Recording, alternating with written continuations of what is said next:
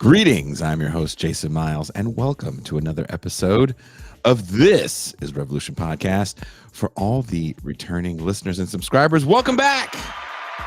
So glad to have you here again. If you were here last night for the Beyond the Red Zone record-setting 5-hour stream, that's right. We went for 5 hours. That doesn't sound right. Whoa. But I think you get it. For all the new listeners, welcome. So glad to have you here. If you enjoy what you see, on the way out, hit like and subscribe. It's a passive gesture that goes a long way. That being said, let me get into some plugs. If you didn't already know, June 8th, please set that date aside on your calendar because a few of us from the show are going to be in DC with Adolph Reed, Pascal Robert, Daniel Tutt, Vanessa Willis, Derek Varn, as MT calls him, my stunt double, Billy Bunton, and of course me. We're going to be talking Beyond the Black Jacobin, CLR James, and the struggle for socialism in America. So excited about that. Wherever you're watching or listening to the show, there's links in the descriptions so you can get tickets. If you can't make it out to the show, don't worry. It's going to be streamed. There's tickets you can get for the stream as well. Very excited for that. Also, it is just me tonight. Sorry, guys. Pascal and MT will be joining us tomorrow night for movie night. So if you are a patron, we're going to have movie night. We're going to be watching Let It Fall, a documentary about the LA riots that doesn't just talk about 1992, but goes back 10 years, 82 to 92. Should be a very interesting conversation. Speaking of anniversaries, should parents of school shooters be punished? April 20th, 420, as some of you watching this show call it, is sadly the anniversary of the Columbine massacre. So this show, I had no idea it was going to be this kind of on the nose. There is an idiom that the sins of the father shall not be visited upon the son, meaning that the wrongdoing of the parent isn't the fault of the child, and that child should not be punished. The negative actions of a child are a direct result of bad parenting, nurture over nature. Punishment must still be carried out, but not upon the child, but on the parent. But is this a helpful solution in solving the problem for school shooters? The instant fix to lowering crime rates in a bad area, the most common solution we see in the States, is a sweeping police action arresting people for the smallest of offenses and locking them up for longer sentences. Our toughness on crime will clean the streets. This will announce to the community that the local government sees their plight and it won't tolerate criminal behavior. Quickly, law enforcement is over-policing the area because more arrests mean cleaner streets. Before you know it, law enforcement looks like an occupying force of the community it is protecting. The citizens are under duress from the same forces sworn to protect it. Innocent citizens get caught up in this heavy-handed approach and suffer the same punishment and harassment as the actual criminals. Neighboring communities that might include more homeowners, voters, and political donors see the numbers of arrests go up, the number of break-ins decrease, and see the action as a victory. Who becomes the beneficiary of this heavy-handed approach? What is the social cost to the actual community that becomes over-surveilled and over-policed in the process? Taking a closer look at the causes of high crime rates, a more reasonable solution would be jobs programs and non-punitive social services. These would leave the community with more positive long-term effects, but that's not how we understand justice in post-Great Society America. We are told these are costly endeavors. They take years to turn around a crime-ridden, impoverished area. We're told that criminal behavior is the result of your pathology, and a community with a population of defective humans becomes a defective population that needs to be controlled. The sins of the few become the burden of the whole for generations to come.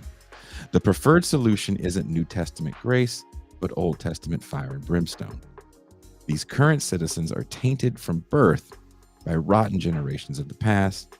This is the ethos of criminal justice in the U.S. context. In the case of the Crumbly family, their 15-year-old son Ethan walked into Oxford High School in Oakland County, Michigan, and shot 11 people, killing 4. Ethan was a troubled boy who used a handgun purchased by his parents to commit this heinous crime. Ethan, only 15 years old, was sentenced to life in prison without parole. The harshest sentence Michigan can give, since it doesn't have the death penalty. His parents, for their crime of purchasing the handgun and not addressing, quote, warning signs, got manslaughter charges and sentenced to 10 to 15 years in prison each. Today, I asked a simple question: is this what justice looks like? To talk about this with me today, we have returning guest Julie Weber, who wrote the book Beyond Columbine: School Violence and the Virtual. Please welcome Illinois State professor Julie Weber. Heyo. Hello. How are you? Okay. Yeah. I'm ready. Okay, you say that. But are you really? Julie, thank you so much for taking the time to hang with us tonight. What do you know about Ethan Crumbly? And you wrote a book about Columbine. Do you see any similarities between Ethan with Dylan and Eric? Actually, no. I mean, there's some surface similarities, but the real similarities that I see are actually between Ethan Crumbly and Kip Kinkle, who shot up Thurston High School in Oregon in 1998. So, roughly 1 year before Columbine happened. And Kinkle, the specific circumstances of his case was that he had been hearing voices much like Ethan. Mm-hmm. And he had, possibly some, schizophrenia, something like that. Nobody diagnosed it. His parents had tried to get him help, but he did end up shooting them and then going to the school anyway. And since then, there's an interesting article in the New Yorker, because he had a sibling who was 11 years older than him, and she was at some university in Hawaii when it happened. Mm-hmm. And she sort of has maintained her anonymity for obvious reasons, right? Yeah. Over the last few years. And she actually approached a New Yorker reporter last year and I'm wondering if that was because of this case that she's seeing going on in Michigan, and wanted to talk about how she is in contact with her brother weekly. He's in a psychiatric facility. I think he's in a psychiatric facility. He actually really did get screened and tested and assessed right after, because he was suicidal too. And so that's the one that it reminds me of the most, because Ethan had been asking his parents for help too, and they had been saying, I think they weren't equipped to know what they were supposed to do. That's the sense that I get. And I read in some article that she had insurance, the mother had insurance. She worked for a real estate company, so they don't always give comprehensive insurance at these realtors and these kinds of things. So, and his dad was doing DoorDash, and so they may not have had insurance or known how they could get insurance for their child. And so I think they kept putting it off because they didn't know how much it was going to cost. They were having money troubles. They were fighting about money all the time. So one could say he got neglected, but he got neglected because his parents really didn't have the resources that they needed in that community, or help that they needed to be able to do that. You know what I mean? To get him help. And in the case of Kinkle, you can say, even if he had gotten the resources, he could have done it anyway. Mm-hmm. Right? Mm-hmm. Because Kinkle did get the help. The case of Dylan and Eric, I think, they were denying. I mean, they weren't telling people that they needed help. They weren't asking for help. They were out doing what they were doing, and you know, being out with friends, and I think their parents really had no clue what they were planning. Mm. So they weren't like loners. These two were loners, Crumbly and Kinkle. And Crumbly's only friend like got sent away to treatment a month before the shooting. Really? Yeah, and he'd been talking to him and saying, "I keep hearing these voices, and I really need to get help." He said he hadn't slept more than 17 hours in 5 days. The voices were keeping him awake, and his dad just kept telling him to write everything down in a journal. And so it's more complicated, I think, than the media has made it seem in this case. And I almost, I mean, I've said this before. I said this the last time I was on, that I often feel like it's my sense going through all of this awful stuff that when the shooters shoot their parents before they go do it, it's kind of a thing that they're doing to absolve them of having to face the public after it's over. Like it's a mercy thing, right? And Ethan didn't do that, but to me it seems like they don't know how to fix themselves, a lot of them.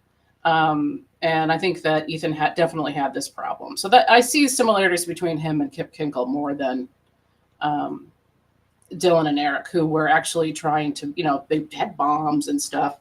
This kid just kind of walked out of the bathroom, with a gun that his dad had bought 3 days before.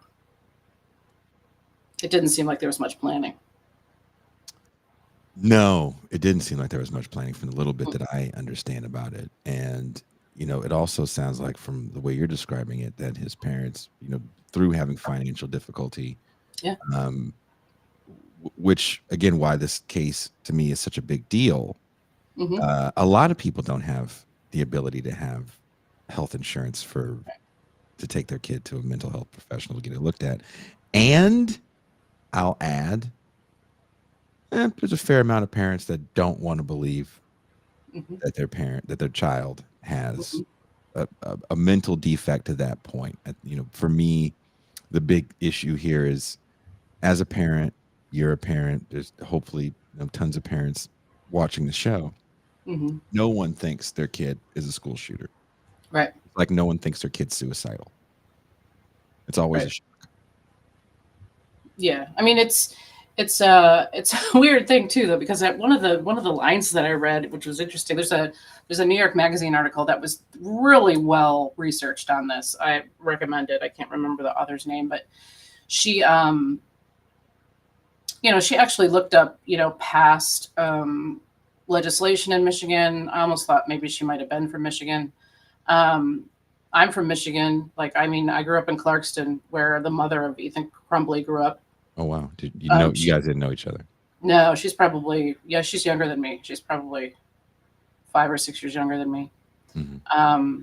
And she skied at Pine Knob. I had my first kiss at Pine Knob. These kinds of things, and I didn't know Oxford. I mean, I didn't live in Oxford. I knew Oxford, but Oxford's a little more rural. That's true, but I can see why. I've been saying this all day. I think that the reason why they had to go to jail is because nothing can definitely be done about guns. Yes. Especially not in Michigan. Yes. I do believe this was, we were saying this off air. You called it a neoliberal solution. I agree with it wholeheartedly, that we are not going to take your guns away. We're not going to restrict your guns. We're not even going to restrict your access to guns, so to speak. But, getting into kind of my second talking point, this verdict is the first of its kind. There have been parents in other cases that have pled out to criminal neglect charges. But if you dare read any comments section on the story of a school shooter, always a school shooter, never with workplace violence, there's always calls to charge the parents. Do you think many Americans see this as justice? As a parent, do you think this will instill a sense of hypervigilance to attempt to see any signs of antisocial behavior as a warning sign for extreme violence. Well, there's a lot I could say about that, Say it all. personally You got too. time, say it all. Good. I think a lot of, I asked some of my friends in Detroit what the sense was, about this, and everybody sees it as justice in Michigan. They're all for it. And I might also mention that the prosecutor, Karen McDonald, is a Democrat, which I found surprising because when I was growing up in Oakland County, the prosecutor was always Republican. I mean, they were always Republicans. So she's got to be some kind of sort of Hillary Clinton neoliberal Democrat. You know what I mean? That's almost Republican. That's the only way she'd be elected. Mm-hmm. That I can see. So, and she's, she decided she didn't care about the political ramifications if she lost her job over doing this. And because she's kind of, a vigilante legal person or something. And, but no, I think a lot of people saw it as justice because they couldn't see, a solution like gun control or that's not going to fly in Michigan. I mean, and I also think that some people said, if they wanted to blow it off and thought maybe they shouldn't have been sent to jail, some people said, well, they'll be safer there. And that should tell you Wow. how scared they should be. Wow. In Michigan. Yes, absolutely. That's I do not doubt that. So, I mean, and then, with the media called it when they left and went to, I think they went to Detroit City, right? And they were hiding sort of they said they were hiding out in a warehouse and there was a manhunt after them. That's not exactly what happened. I mean, what happened was they went home, checked the gun after it happened, met with the police. They weren't charged until 3 days later. They took a bunch of money out of their accounts. They got credit cards and they went to a hotel and they still didn't feel safe. So they kept going to hotels and still didn't feel safe. So they went to their friend's warehouse in Detroit. A lot of people have things like this. There's artist lofts or whatever right in Detroit. Mm-hmm. Someone they might have known. And they hid there. But the way they presented it in the media is there's a manhunt on. As soon as Karen McDonald decided she wanted to charge them, and they weren't like at their house being sitting ducks, right? Then there was a manhunt on. I just find that really not truthful about what was actually happening, right? I think they were really trying to protect themselves while they figured out what was happening. And it's not to say that, they might not deserve some responsibility, but I think that there's a lot of class issue here. Mm-hmm. That people in Oakland County is one of the wealthiest counties in the country. Mm-hmm. And they live in the least developed part of it, is how I would put it. Okay. And probably in the most rural part of it. So I could see them being sacrificed for everybody else's peace of mind. Mm-hmm. That's sort of how I see it. I don't know if that sounds crazy, but I mean, it sounds heavy. It does. Again, you're talking about these people that are having money troubles, and mm-hmm. from what I was reading, it looked like the dad had worked in tech off and on, but mm-hmm. I guess he was having an off period, unless they say tech is DoorDash. He was driving DoorDash. Yeah, I mean, and they had money troubles, and they weren't. But they also they went kayaking. They did all the Michigan stuff with their son. They did those things. They had just started. She had only went to the range with her son one time. Mm-hmm. This was a new thing. So, and she had never shot a gun before in her life.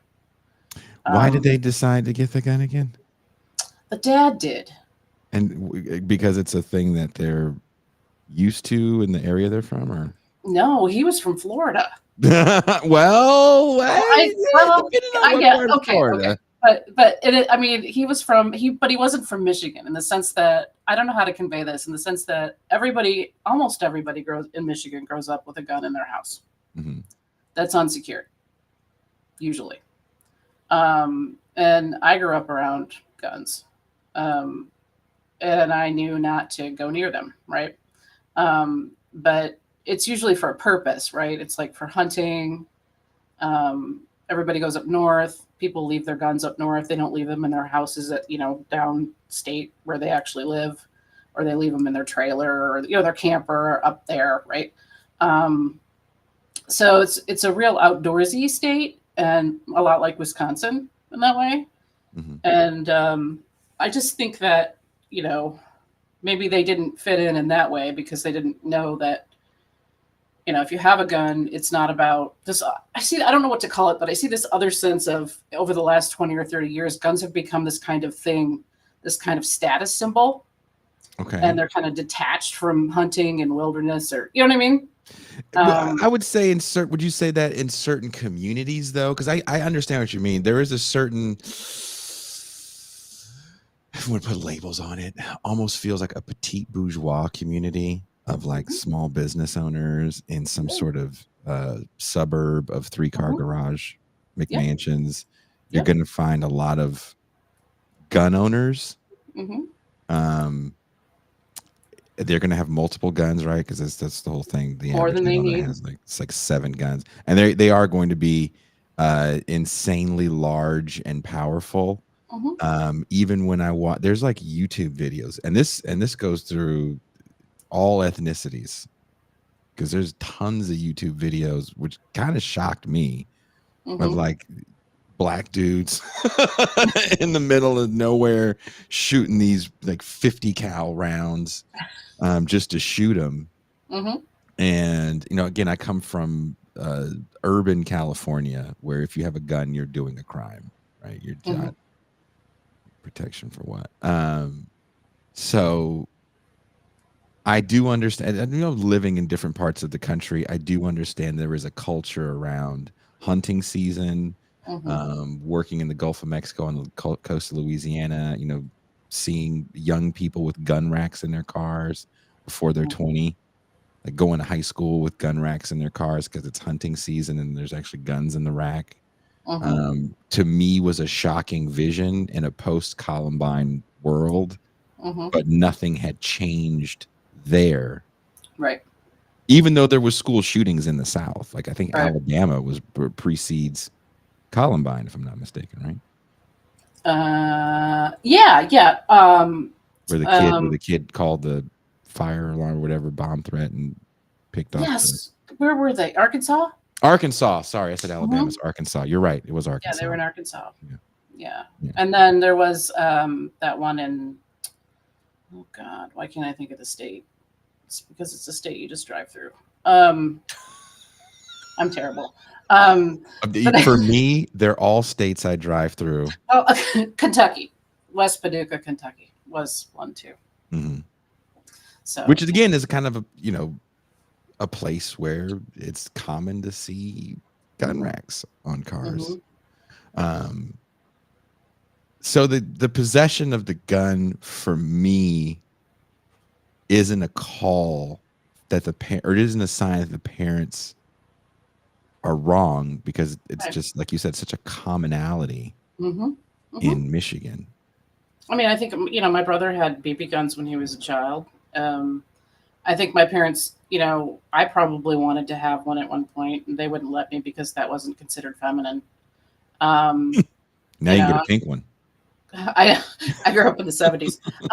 And I wanted a Piranha because my neighbor had one. I had all these kind of like, I don't know, non-stereotypical things I wanted to do.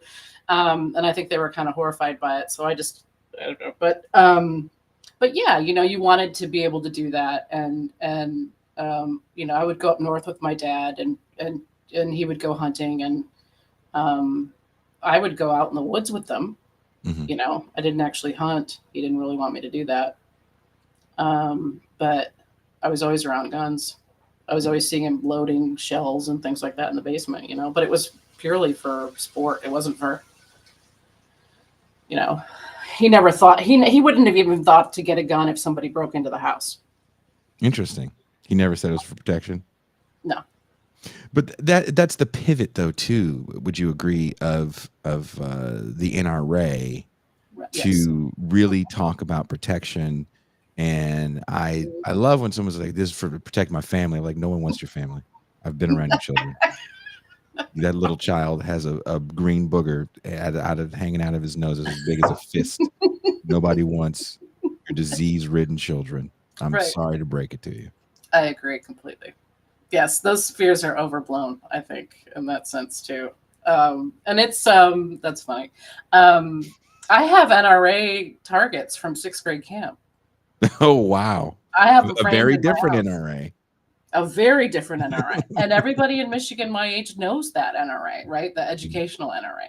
So, and I think you're right. I think you've hit it. We've got there now. You've hit it. It's this NRA, you know, I don't know what it is, some kind of, but like you said, petite bourgeois. You know, I have a right to protect myself. I don't know where the fear comes from. What are you afraid of? Would be my question. You know what I mean? You have Why to do people have explain to these these guns? people. Does it feel like to you? I don't know how often you hear this conversation in Illinois, where you are now. There's so many things that are so cheap, right? Mm-hmm. And I'm speaking about from the U.S. context. I live in Mexico. I see pretty real poverty. I see people living in ramshackle homes that they built with driftwood and boxes. It's insane, right? But if you're living in a poor housing community, like a housing project, you probably have a big screen TV because they're just so cheap, Mm-hmm. right? There's Mm-hmm. probably certain creature comforts that you have. You may not have a PS5 Right. in your house, but I'm pretty sure the things that you think someone would want, A, are just too big to take, first and foremost, and B, most people have them. Mm-hmm. So this fear, I don't know where it comes from. Sorry, it's my son. Don't worry, we can't see him. He just kind of Okay. looks like, I Yeah, you told like everyone that you're the that? woman from the, I, no one can see your son. Your son could do a cartwheel naked, we wouldn't know. Okay, good. But that would be the horrible part if it did come through, and then the ban and everything that would happen to me after the fact would be horrible. But I don't think I can do a cartwheel, but I don't want to be doing anything. Just stay still. I told everyone that you're the woman from the Aha video, and you've been stuck in that animation for the last 40 years. oh, that's right. Yeah. Mm-hmm. There you go.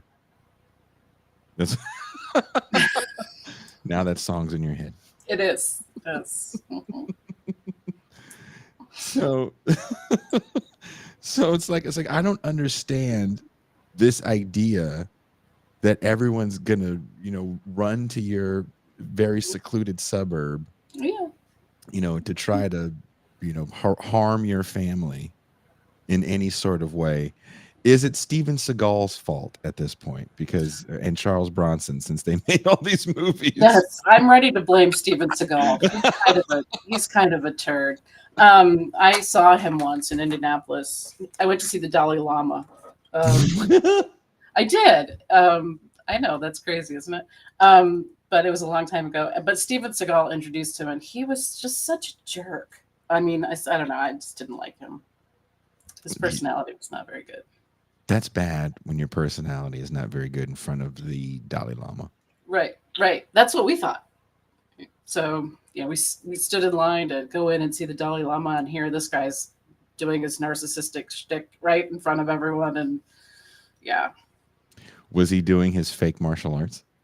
No, he was trying to appear like he was like a really peaceful dude, But the movies and the Dalai Lama don't really go together. You know what I mean? But I always find that people who take on, not always, but certain people who are really angry people that take on Buddhism, like they adopt it. It's not something that's endemic to their culture. They're really just trying to fight some kind of rage within. And it doesn't work. But That's that's one of my insights. I had it. So you could just see it seething, is what you're saying. I could see it seeping. Well, then look, and then I don't feel bad blaming Steven Seagal and Charles Bronson for I don't this blame Steven mentality. Seagal. I mean, I always look at movies. I love action movies, but I always look at them to see, like I think of Jason Statham or Denzel Washington when he does one. You know what I mean? Now he's getting a little bit older, but how they use guns, or if guns are a central feature of the movie. You know what I mean? Because I think sometimes the guns are too. I wouldn't want to censor movies or anything, but sometimes I have respect for actors who decide not to use a lot of guns. Wasn't Do you there know a what I movie? mean? Was it Burt Reynolds or Tom Selleck that was in that movie where they didn't use guns? They used like credit cards because they were like sharp edges. And he was Are you kidding me? That's not true. what movie was that? That's not true. I'm I'm totally talking about serious. I'm talking more like they do that, that fighting, like what do they Oh, call you it? want to see like martial arts? Yeah, Well, then you should watch more ninja movies. maybe I should probably. Duh. You and your, specter of a child that keeps appearing behind you Yeah. should watch Ninja 3: The Domination tonight. It is part Flashdance, part The Exorcist, part Poltergeist, part ninja movie, but it's all amazing. Wow. What's it called?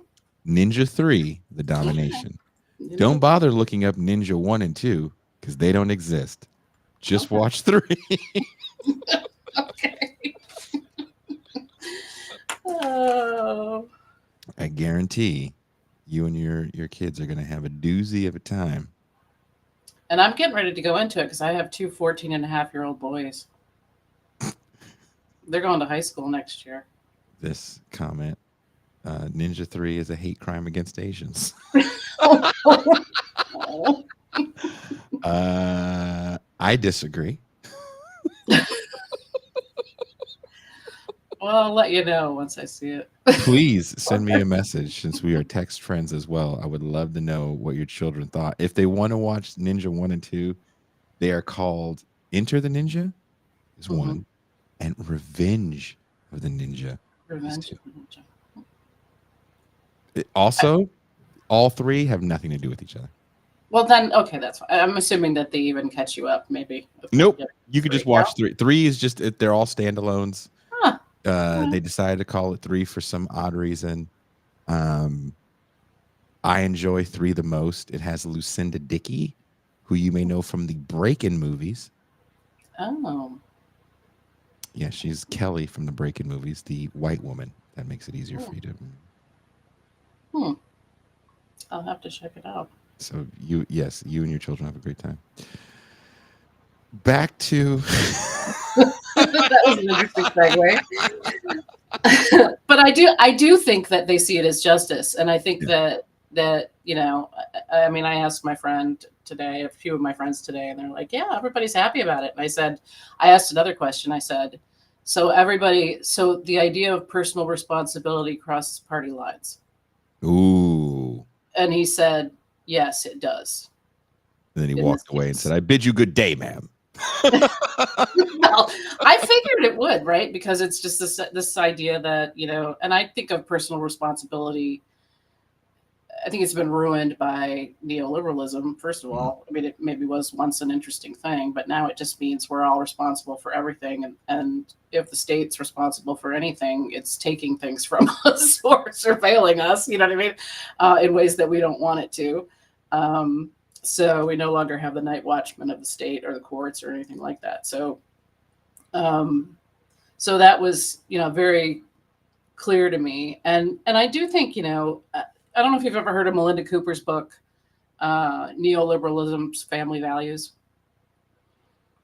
I've heard of it. Yeah, it's mentioned in something I was reading recently. I think in Jason Reed's book I'm reading recently. Yeah. Oh, you're reading Jason Reed's book? Jason Reed's good. Yeah, he was on the show Tuesday. Oh, was he? Okay. Oh, cool. I'm going to have to check that out.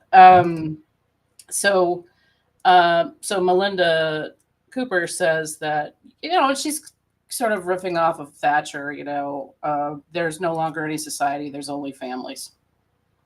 Mm. right? So Mm-hmm. this means that families are going to be responsible for everything, Mm-hmm.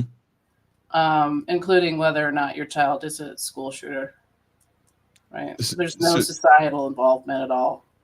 so do you think this is the first shoe to drop in this kind of neo-fascism? Yeah. Like, here it goes. We're Hmm. going to punish the parents. Like, we're really going to do it. Someone wrote in the comments about Kamala Harris when she had made a statement. Can't remember how many years ago it was. It was when she was still, I think she was the DA. No, she was the DA at the time. Hmm. And she said she wanted to punish parents for truancy, and that was the big thing that she was going to do, and she was really stoked about it.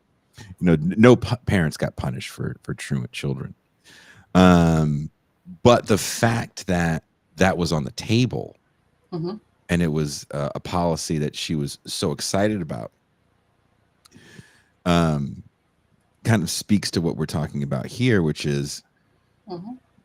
what I don't think there's an across the board way you can look at this Hmm. and flatten it to say, yeah, that's right. You should punish parents for truant children.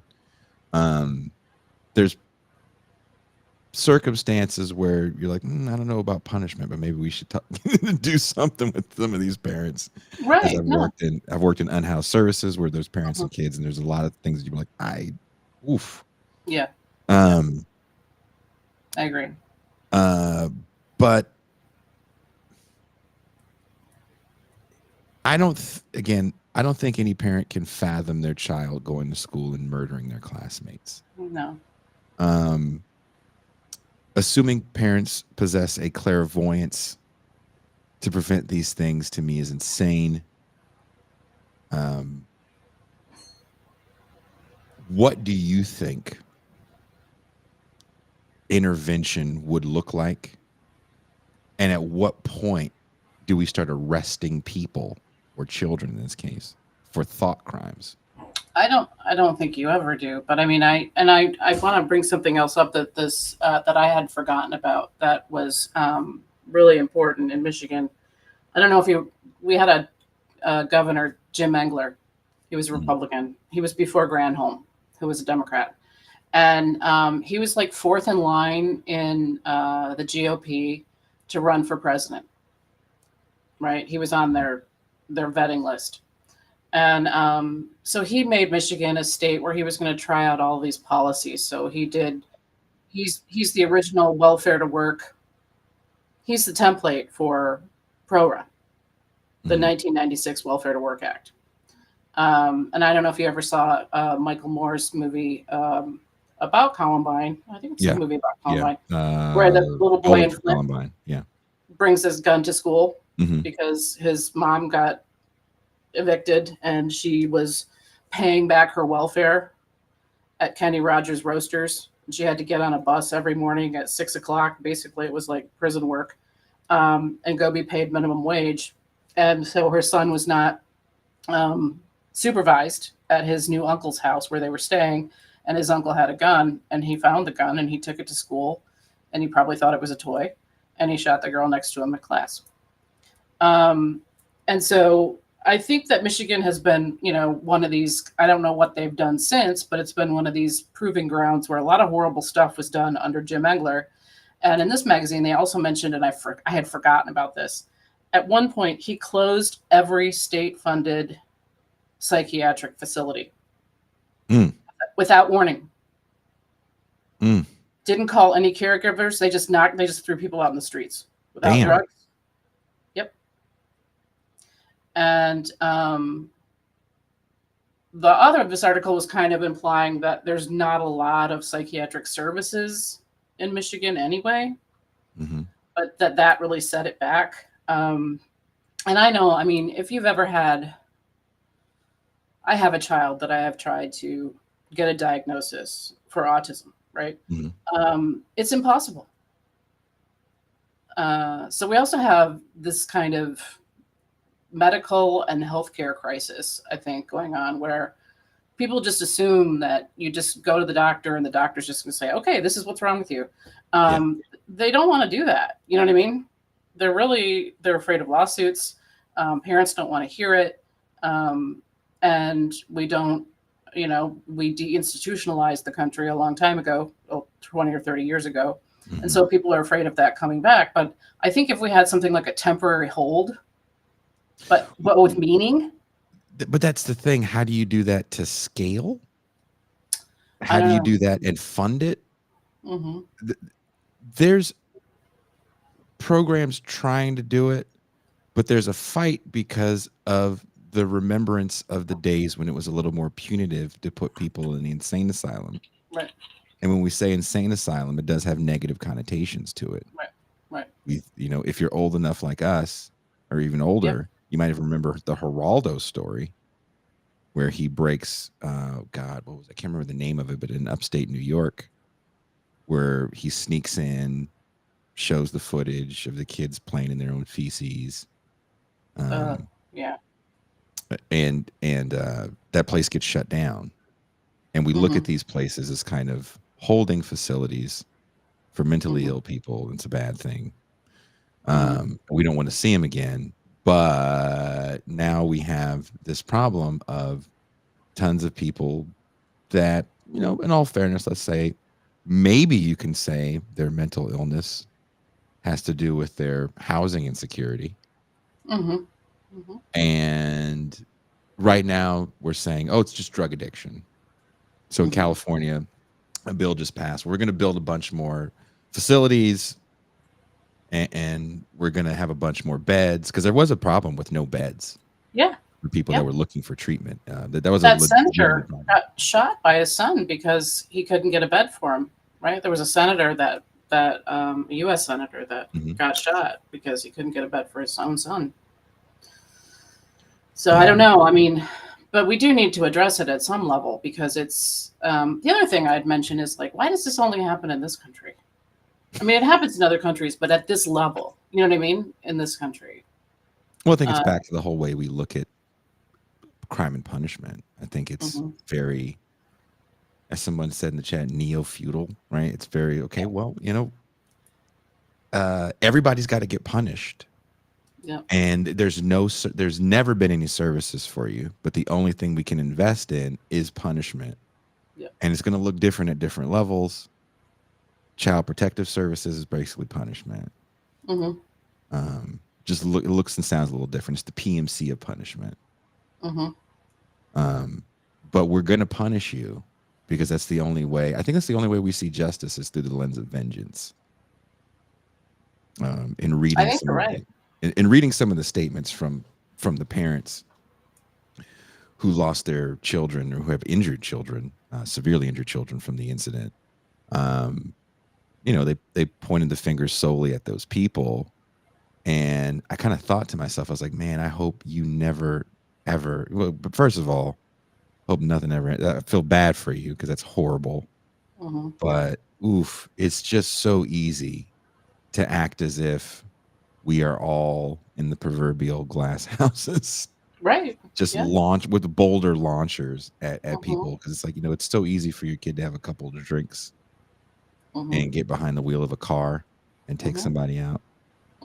It's so easy for, you know, you person yelling this to do something that may seem like not a big deal, and it cause these massive problems. I don't think any parent looks at their child as a school shooter. Who does that? No, they There's don't. even mothers I know of gangsters don't think their kids are that bad. There's not a parent I know that's like, oh yeah, my kid's that bad. Fuck that guy. Put him under the jail. He did it.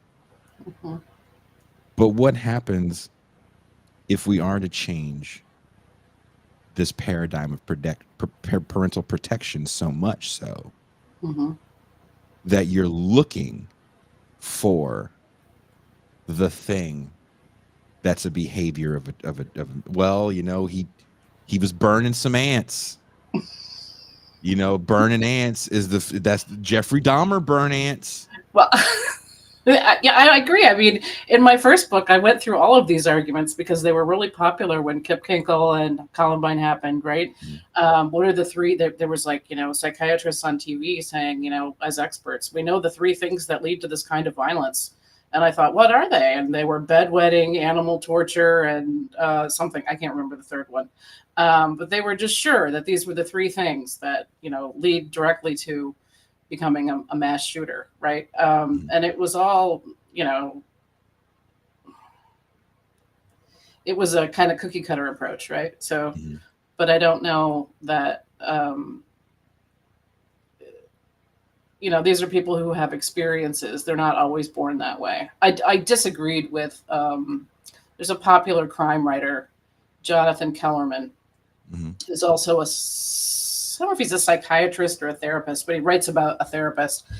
And he wrote a book, I think it was called something like Pure Evil, when Columbine happened. And he just said, some kids are just born this way. We need people to be able to identify them, professionals to be able to identify them, and basically lock them up forever. And I thought, how could you know, especially when they're so young, and how do you know that without interviewing these kids, right? That have done these school shootings. And so I have another reference that I like better, which is Dewey Cornell. I think he's retired now, but he was at the University of Virginia. And he interviewed he may have interviewed Kip Kinkle, and I think he interviewed the kid at Paducah, Kentucky. And his thoughts are that no, it's not this individual child. It's the experiences that they go through. Mhm. It's the deprivation that they suffer in their life that causes them to be, to develop these kinds of issues. So I don't know, but I would hope not, because I don't think we should be arresting people for thought crimes. Although I will tell you a story. After 9/11, I had a student come he was really innocent. He came into my office and he said, wouldn't it be great if we could just read people's minds and know if they were going to blow up the Twin Towers? No, it would be terrible, right? I mean, as much as I appreciate why you're saying this, after this horrible tragedy happened, no, I mean, I definitely wouldn't want that.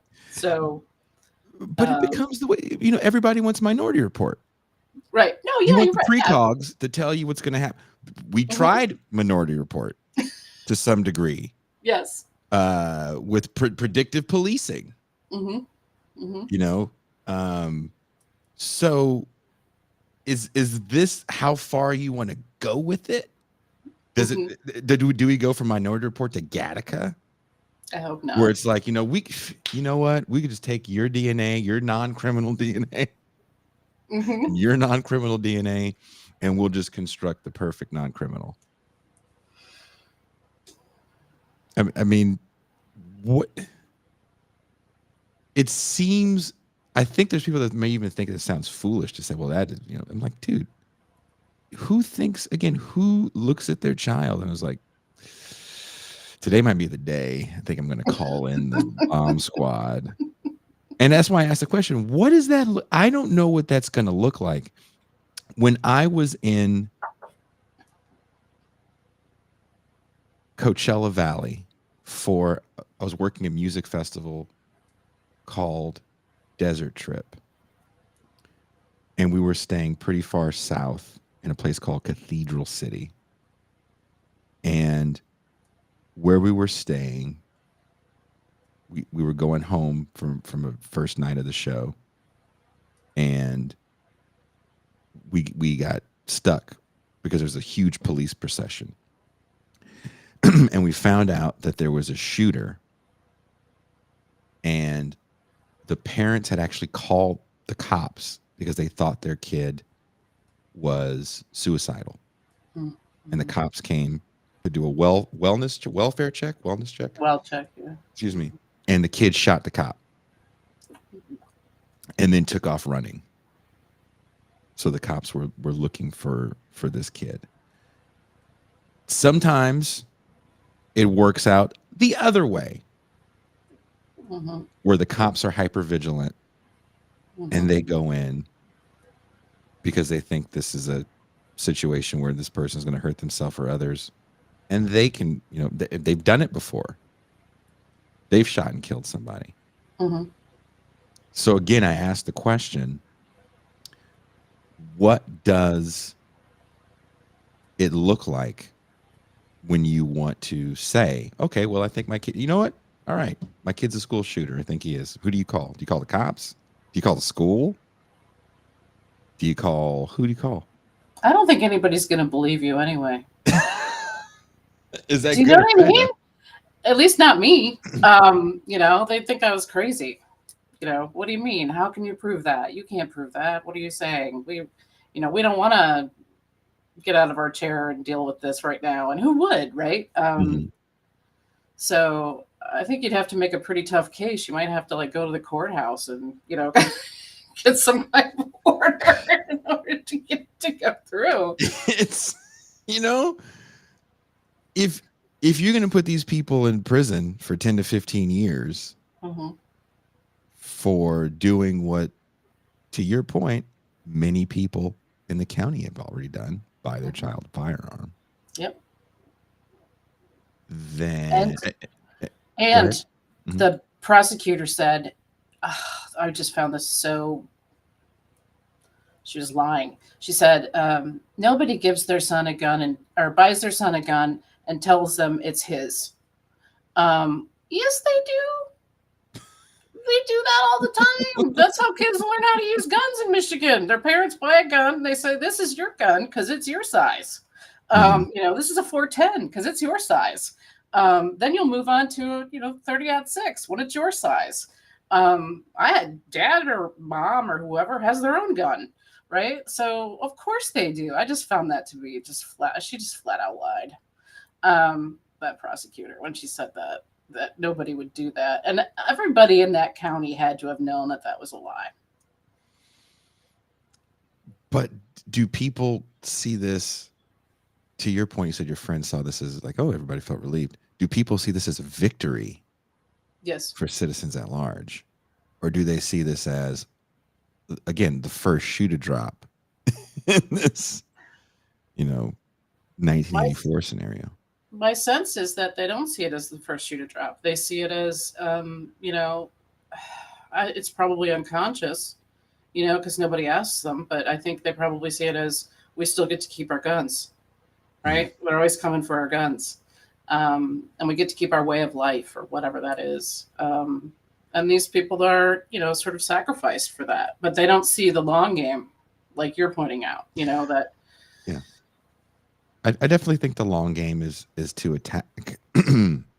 Once you've got a precedent set that you can charge parents with a crime like this, and you can put them under the jail for a crime like this, I think parents are going to get charged for a lot of things that aren't necessarily school shooters.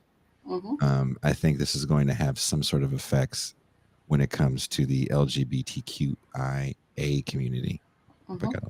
Yep, for sure. I think that's kind of what this is primed for. I would agree. And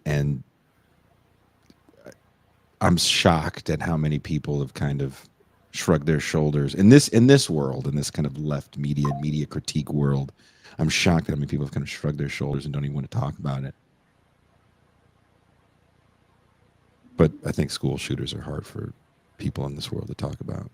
They are, very much so. And I mean, I think sometimes people find me, I've been looking at it for so long that I just have a sort of dispassionate, you know what I mean, feeling about it. I'm not doing talking points. And that sometimes maybe annoys people too. But yeah, I mean, I think we should worry about that moving forward for sure. This long game that you talk about. And I mean, parents will be responsible for debt. Oof. Don't go. But what does that make you do as a parent? Hey, don't go to college. We can't afford it. Yep. And they're already doing it with these little credit cards that you're teaching your child to be financially responsible with it. And you've seen all these little credit cards that you can get for your kids when they're 15 or 14 or whatever. Gross. That's part of it too. I think it'll be debt. It'll be truancy. I mean, that's happening right now post COVID because, um, I even know at my kids' school, like half the time nobody's there. Like a Oh, third of the students are not there. There's a really? lot of absenteeism, and that was another thing that they brought up with the Crumbly thing was that it happened right after COVID, Hmm. and he had been at home with his parents all that time and isolated, and then they went back to school, and I think he went to right to high school. Awesome. Um, so probably not a good situation for him, you know. But This is sad. it is. I wish I had a happy note to end on. I don't. I don't think there's a happy note on this because like someone said, they think something's up, but they don't know where the dice is going to land on the gambling table.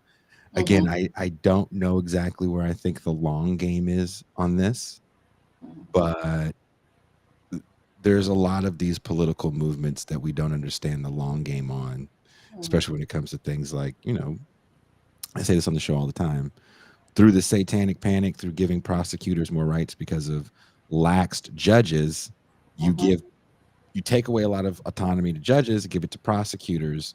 That Mm-hmm. ends up working out in the 90s for tough on crime laws Right. for Right. drug crime. Moral Yeah. panics everywhere. So this is a bit of a moral panic what we're talking Mhm. about. You're Right. saying that these people just, willfully ignored cries for help to that level. Um, if I had a nickel for every person in my lifetime I've talked to that's had some sort of therapy Mhm. for because of their upbringing, Mhm. you Me know, too. none of them, by the way, school shooters. Right. My brother jokingly said, as he was a bit of a introvert, still is, in his high school yearbook, that he wished he could kill all of his classmates with telepathy.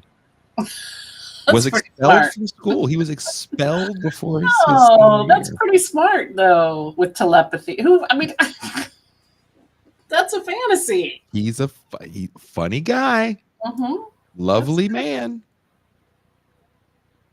But, he graduated in like 2001 or something.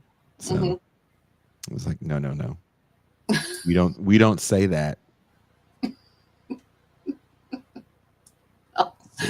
Well, there's all kinds of people that don't say appropriate things, right? That they don't mean, Mhm. So that's a problem too. I mean, what's going to happen with, people who blurt out things or, I mean, it's just, I don't know. But I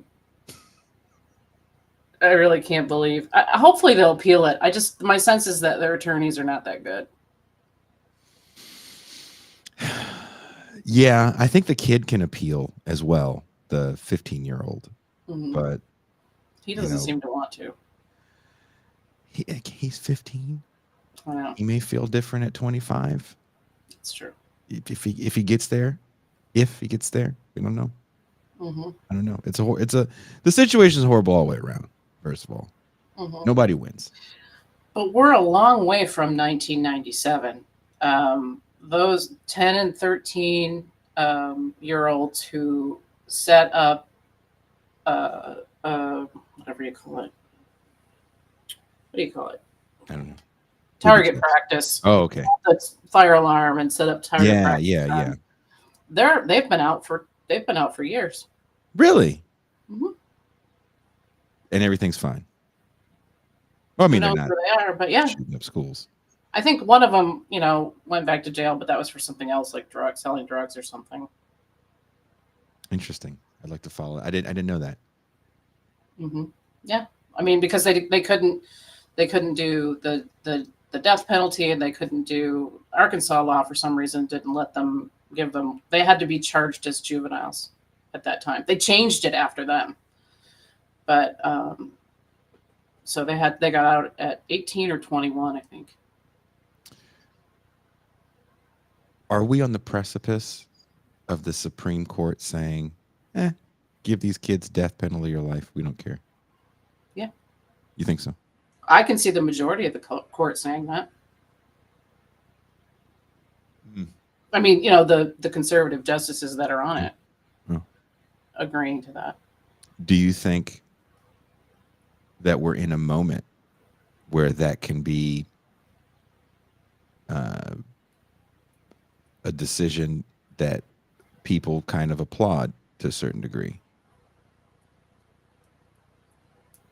I really hope not.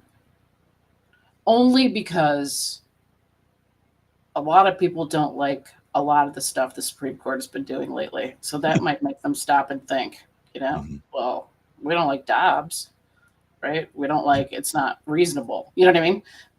We don't like, you know, a lot of these decisions are not reasonable. We don't like these comments about bringing back the Comstock laws. You know, that I think two of them, I know one was Thomas mentioned that, Justice Thomas mentioned that. And I think, I can't remember if it was it definitely wasn't the head of it. And it wasn't, I don't think it was Kavanaugh. It was that other guy. I can never think of his name. But anyway, they wanted to bring back the Comstock laws, if you know what those are. You want to inform us? They were, Anthony Comstock was a postmaster who put together these laws in the 1870s to block obscene materials from being sent through the mail. And it was primarily to ban birth control and information about birth control. So, and they weren't repealed until 1965. And now they're talking about bringing them back. And it reminds me of the case, you know, in Arizona where they restored Arizona's abortion law going back to 1867, I think. Yeah, I saw that. So a lot of people want to go back and live in the 19th century. The mid 19th century. Why did they think it was better then? They didn't live there. So it wasn't better for everyone. It was terrible. I mean, definitely wasn't better for me. It wasn't better for me either. But I mean, yeah, well, you know, times. I mean, you should have known better with having your vagina and not being in the kitchen. That's what you should have known. I know. No, it's awful. I think most people would agree it wouldn't be a good time. I don't know too many people that opine for like. I take. You know what, Julie? Here, you're onto something, and here is the frightening reality of what you're onto. I've seen more. So part of what I do, besides reading people like you's books and researching these shows, I also look up stupid videos on the internet that we can make fun of behind a paywall. And in doing that, for some reason, I've been getting all these videos of young white women bragging about how they cook food the long way, this long, unnecessary way of food preparation. I am the most sure. I don't. There's names for all this shit. I don't follow the names. I'm just like, that's goofy shit you're doing. And if I say I don't, is it bad to say goofy white women? Is that racist? No. Okay. Because that's goofy. Okay, that's some goofy shit. And they're always like, my husband wanted blah blah blah. And what was it? My husband wanted it was some snack that they made from scratch, like Cocoa Puffs or something. And instead of giving him Twinkies, they made homemade Twinkies. I wish it was homemade Twinkies, because that would have been cool, and I probably would have like, well, how did you do that? Let me jot that down. No, it was like Cocoa Puffs. And she's like, well, I don't want him eating all of the preservatives, so I decided to make him Cocoa Puffs from scratch. And I'm thinking to myself, fuck, how do you have this much fucking time? She's like, I have kids and a husband, and I have this beautiful fucking house. I'm like, no, really? Who are you fucking? Because whoever you're fucking, the money is long. Because you have a lot of time to do some unnecessary bullshit. Yes. Just give me the fucking coke. You know what? If you don't want me to die or get a foot chopped off, get the little box, Helen. Just get the fucking little box, Helen. Okay? Don't get the big one from the Costco. Just give me a little one. That's all I need. Because the equivalent of what she made, which probably took 6 hours, was that of the little box of Cocoa Puffs. Just give me the little box. Mm-hmm. Oh no, I they're don't. trad wives. But if this is a thing It is. that you're like, I'm a real woman. I saw a video of this woman that said if I had a time machine, I would go back in time, and the women that fought for my right to go to work, I would shoot them and tell them to fuck off. I was like, whoa! I know your job sucks, Maria, but Jesus, Mm-hmm. do you really want to depend on me? It's not what you want. No, You they won't be are making goofy. you You're you right. will not They be are making goofy. Cocoa Puffs. I'll tell you that much. Because I nut quick. No, you will not be making Cocoa Puffs.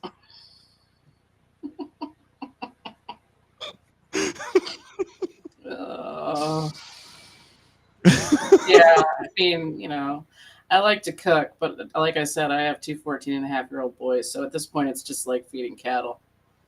Well, you need to watch these videos because it's going to make you feel like a piece of shit. Because this woman has these kids. She goes, my kids wanted goldfish, and I didn't want them to eat the goldfish in the package. Why? Why, Bethany? Just Mhm. give them the little fucking packet of goldfish. Mm-hmm. So she Plus, went and she made this thing that I don't know if it was healthier. probably not. And it took her hours. I'm like, dude, it took you so long to do this. Like, why would she goes, my husband wanted birria tacos. And she shows herself making, but then she like had to grind the fucking corn for the corn tortillas. I'm like, what the fuck? I live in Mexico. And if I went to someone's house and they're like, we're having birria, I'm like, oh, really? Where? Which should I be there? Oh, come around 6. I get there at 6. And she goes, don't worry, it'll be 5 more hours and it'll be ready. Who the fuck do you think? Why am I waiting here that long? What is going on? Her husband isn't walking around going, hey, fuck is taking so long for these goddamn tacos? I bought you those old El Paso taco shells. No, it's true. It's true. It's insanity. It's absolute insanity. And the kids probably didn't even like those stupid goldfish. Those kids are so homeschooled and brainwashed and unvaccinated and uncircumcised and everything else. Oh. I'm gonna get all these messages about circumcision. To lose half of the feeling. I don't know. Did this happen when I was 2 days old? I don't know, man. Yeah. Tell me. Yeah, I know. Who knows, right?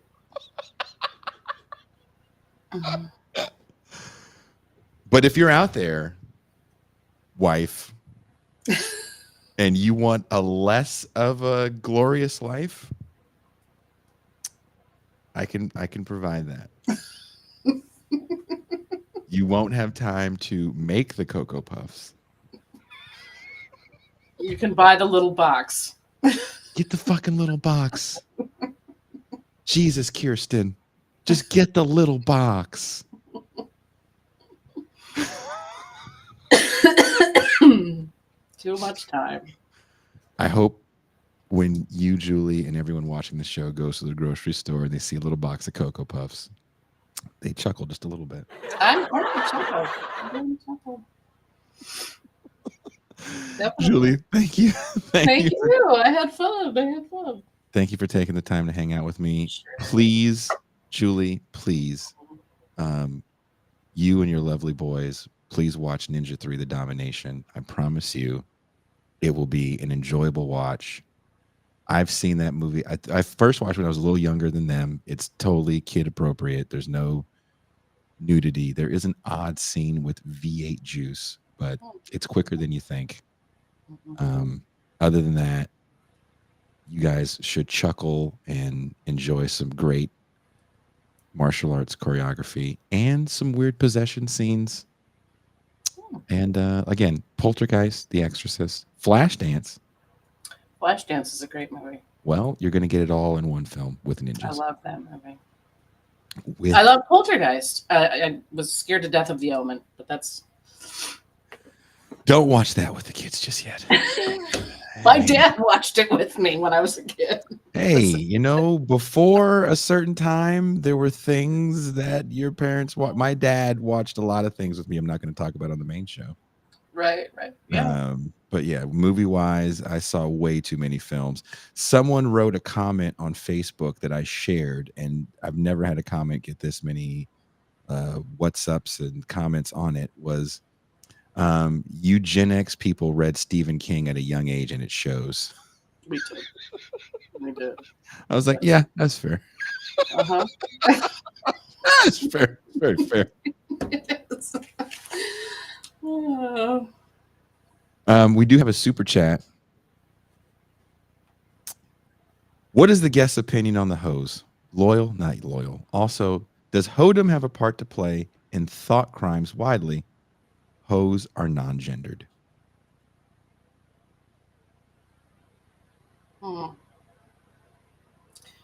I'd have to break that into two. What was the first question again? Because I'm still trying. My mind got stuck on Hodom, and was it Hodom and thought crimes? I thought your mind was stuck on. Wait a minute, is this one of those things that I answer and then I lose tenure? Yeah, maybe. That's what I saw in your eyes. I saw the risk of tenure loss, and then you at a community college buying the little thing of Cocoa Puffs because you can't even get the big box now. Yelling at those kids, you're gonna take these old Paso taco shells and you're not gonna say dick about it.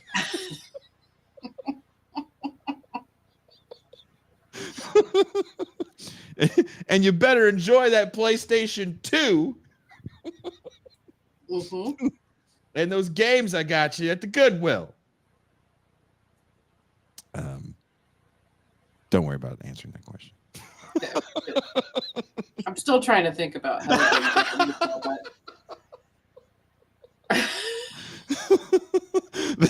to Mike Ray says the Hoverton window. I'm gonna have to find a use for that term, that phrase. The Hoverton window. I crossed the Hoverton window. They crossed the Hoverton.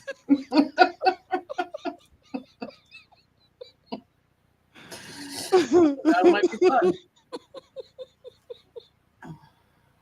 Oh my God. Someone says, hey, the PlayStation 2 plays DVDs. It does. It does. I had one of those for my kids. Now they have a 4, I think. We don't have a 5, but we have a 4. Oh, they don't have a 5? Well, no. You answered the wrong question. They might have to lose that 4. I tried to get them a 5 and they didn't want it. Oh, well, maybe you have good kids. I have weird kids, I guess. Everybody has weird kids. Everyone has a weird true. kid. I've never met a person that's like, oh, my kid's so well adjusted. I was like, really? I just saw him eat a booger. Then he licked his fingers when he was done. I think that fucker's weird. But seriously, thank you for your time, Julie. Thank you for having me. This is fun. I got to go be serious about this tomorrow on TV. So. Oh, really?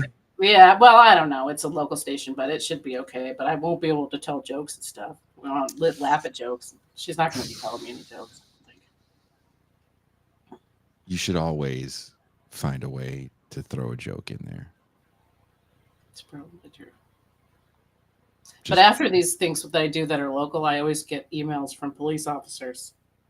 Would they think you're like the person that can look at a crime scene and tell them who did it? I mean, they're really nice. They're like, I'd really love to talk to you about this, and I'm like, I don't know about that, like.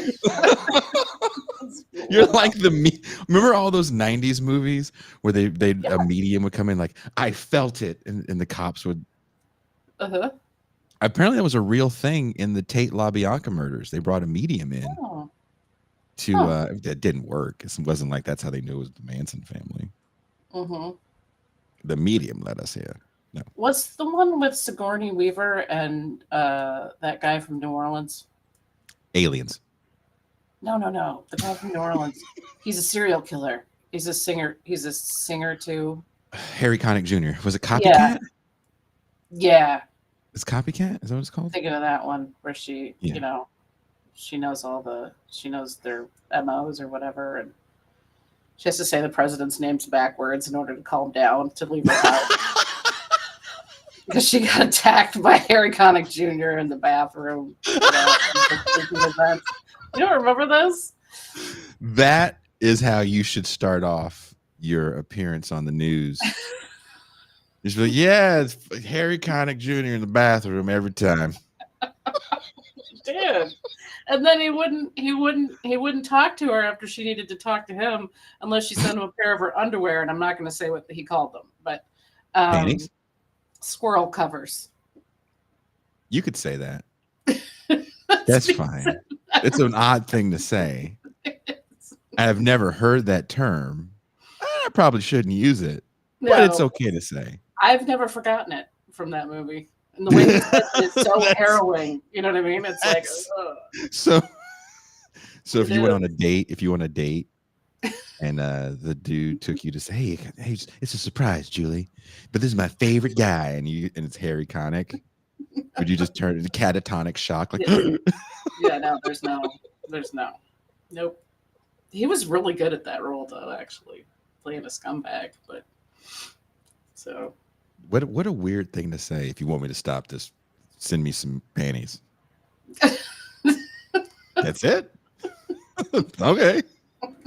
Here, I worked out in these. You'll love them. They're great for sniffing.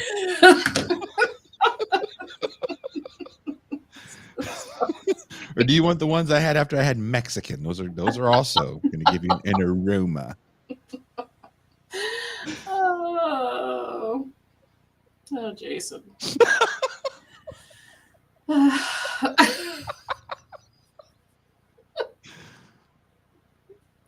Yeah, have fun on local television tomorrow. Thank you. I will. They will not be as fun as this. Just remember that. No. All right. All right. Well, have a good night, Julie. You too. All right. Thank you everybody for tolerating me. That is Julie Weber, professor and apparently medium to the stars, as she will be appearing on local television. I don't know what they want her to predict.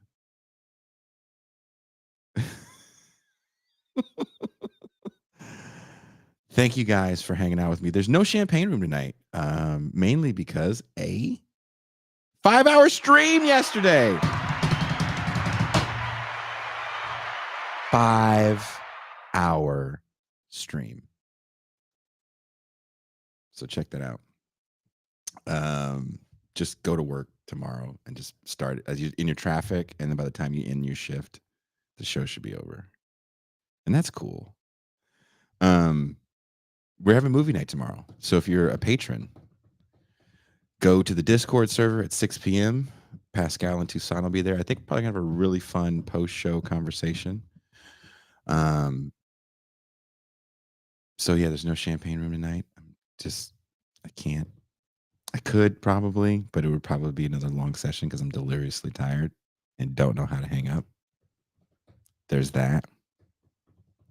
Someone says half of it Jason was on the mic. I wasn't. There's a whole issue, and I won't get into it. So I'm sorry. The first 2 hours of it, I will sound far away. The last 3, I'm right there. Because I nut quick. Exactly. I'm right there. Also, thank you for this shirt. This is from Dizzle McFizzle, designed the Guerrilla Communism shirt. So, Alex Herbert, if you're watching, it says "We're coming for you" on the front, and on the back it says "Because I nut quick," which is hilarious. Fucking hilarious. And I'm really excited to walk around with this and have people ask me, what does the back of your shirt say? And I'll be like, "Because I nut quick." That's what it says. You got a problem with that?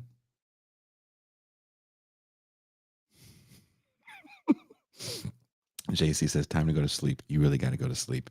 Oh, JC. No. I got to prepare for Saturday's show. It's a doozy. When is it merch? I love the one-off. There's another person, Andrew Milhern, is designing a guerrilla communism shirt that's a little different. I don't know. But today was a pretty interesting day. I got a really nice message from someone that watches the show. I got this shirt yesterday. So, dude, it's been a great week. I look forward to see what you guys have to say about the movie tomorrow. I watched everything that came out about the riots, and this is the only thing I've gone back to several times because it does give you a 10-year period. If you guys don't know, I actually did a video essay about the riots. And we're going to do a show about it next week with Bill Cody and friends because I don't know who's all going to be on it. He named a lot of his friends that he thinks are going to be down, so that's going to be really cool.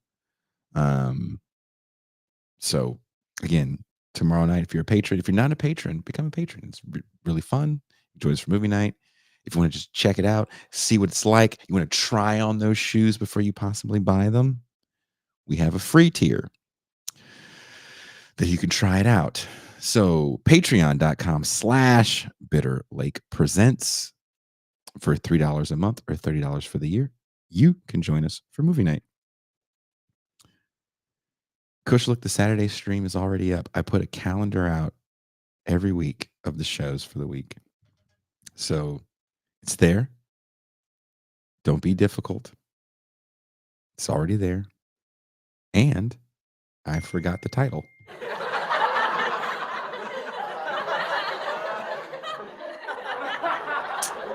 That's why I just forgot the title. But the calendar is out. I put it up on Twitter. I put it up on Instagram, I think. Maybe I put it up in my mind. But it's definitely on social media somewhere. So thank you guys for hanging out with me. Thank you again, Julie Weber, for taking the time. She got her days confused, so the fact that she was able to do this last minute is great. And if you disagree, leave a comment. I mean, well, I tell you guys that you guys do it anyway. But seriously, if you have something you'd like to add, I want to know, how do you guys feel about locking parents up for the crimes of children? What is the end game in your opinion? Is this too far? Are there situations you think that maybe the parents deserve to see some jail time? Let's say they gave their child alcohol, knowing they were going to get in a car and that car causes an accident that kills someone. Should the parents be charged? Should bars be charged? And there's some cases where bars get charged. Is this just the same thing?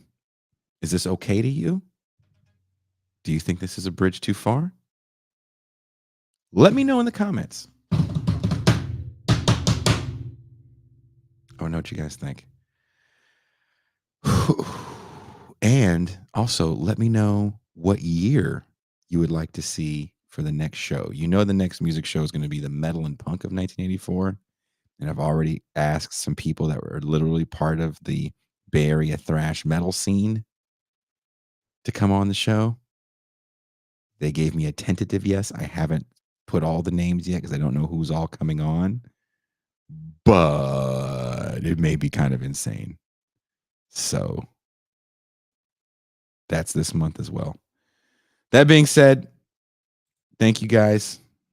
This was fun. I shouldn't say fun. This was an illuminating conversation. I can't wait to see what you guys say about this in the comments. And let's go out with something peaceful like cartoons. Peace out. See you guys tomorrow night.